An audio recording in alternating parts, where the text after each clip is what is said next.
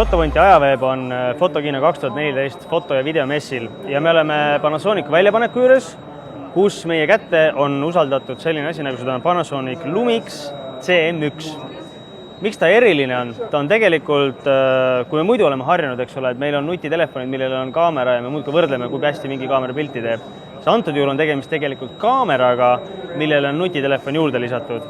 Ehk siis fookus on fotograafial ja vaatamegi lähemalt teda kohe. Lumix CM1.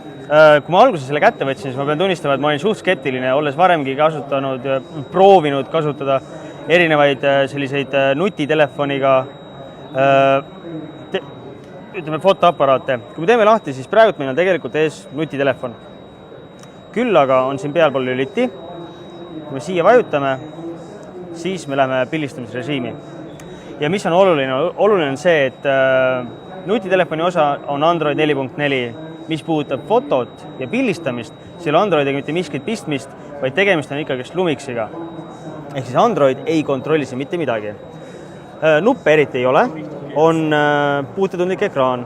Seest on puutetundliku ekraanil kõike võimalik muuta. Eriti näiteks, kui me siit valime manuaalrežiimi, režiimivaliku ketas, manuaalrežiim, nii. Ja siit see SS alt me saame kontrollid. Ja nüüd me saame näiteks valida SS ehk siis shutter speed ehk siis särjeaeg. Seda me saame teha siit, niiviisi nihutades, särjeaega muuta, või me saame seda teha ka siit rõngast keerutades. Et kui me siit nihutame rõngast, muutub ka see. Ja siit me saame kõik paika panna. Panime särje paika, paneme ava paika, täpselt samamoodi. Paneme ISO paika. Täpselt samamoodi. Valge balanssi saame samamoodi muuta.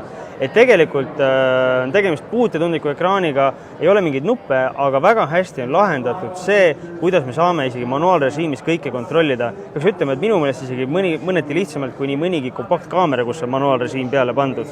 Sensoriks on siin sees 20 megapiksline ühetolline sensor, ehk siis tõesti jah, kordi ja kordi suuremad kui ükskõik millisel mobiiltelefonil.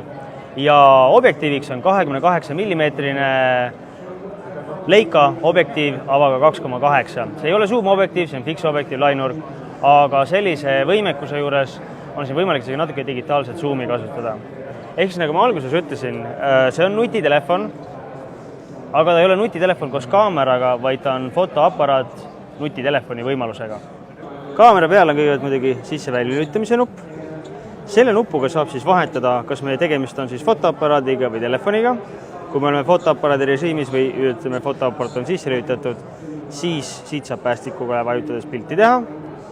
Kaamera all on 2 pesa, on siis SIM-kaardi jaoks ja microSD XC jaoks. Ja kaamera otsas on meil 3,5 millimeetrine siis kõrvaklapipesa ja siin selle klapi all on meil USB pesa.